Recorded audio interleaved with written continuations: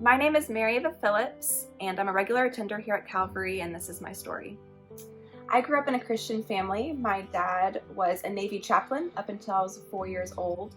So during that time, we of course were really involved in the church, but even after he retired, still grew up going to church every Sunday, and that was just a regular part of our life. When I was 4 years old, kind of a turning point took place. My mom was diagnosed with stage 4 breast cancer. And that would turn into a 12-year battle of going in and out of chemotherapy and remission, still being an active part of our family's life. And, she was still working and all of those things, but it was always something that was going on in the background of our family. And she ended up passing away when I was 15 years old. I was a sophomore in high school.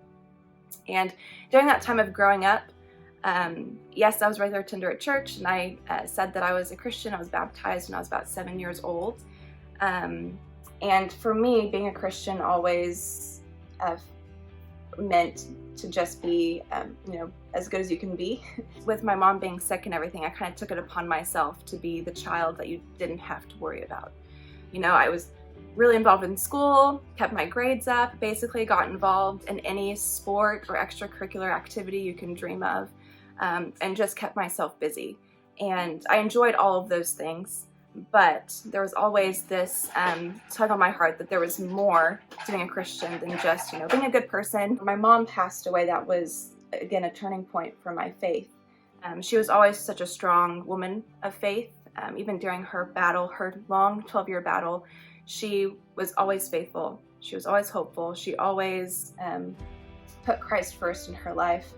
And after she passed away, faith became really real for me. During those hard times, am I going to have the faith that my mom had?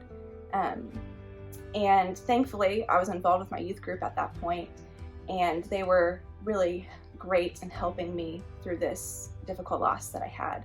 And it was because of that church support that I think really helped me not be angry at God for what happened, but knowing that He had a purpose in it, even though it was such a difficult situation.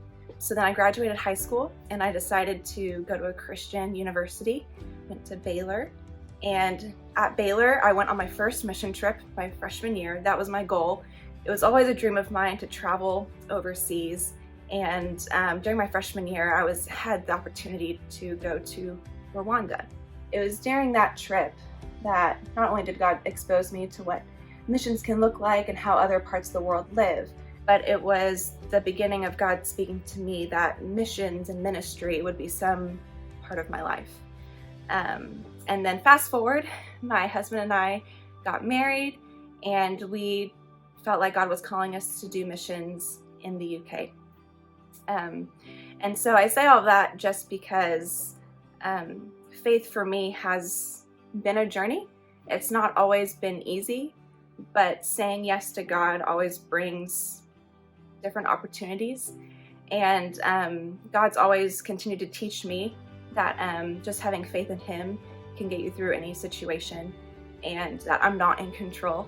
One of my deepest desires over the last few years was just the desire to feel settled. We moved around a lot as a married couple, had great experiences, lots of ministry opportunities, but I always wanted to be settled. But God always challenged me in that, taking me out of my comfort zone and not being settled.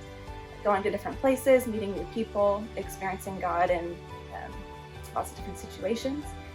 I just hope that's an encouragement to you that when you really put your faith first and say yes, that God is going to challenge you. It's going to be hard, but He's going to show up as well. And just looking back over the last few years, especially, just seeing how God has grown me during all of those experiences makes me even more confident to pray the scary prayer of, I'll go wherever you lead me. And that's my story.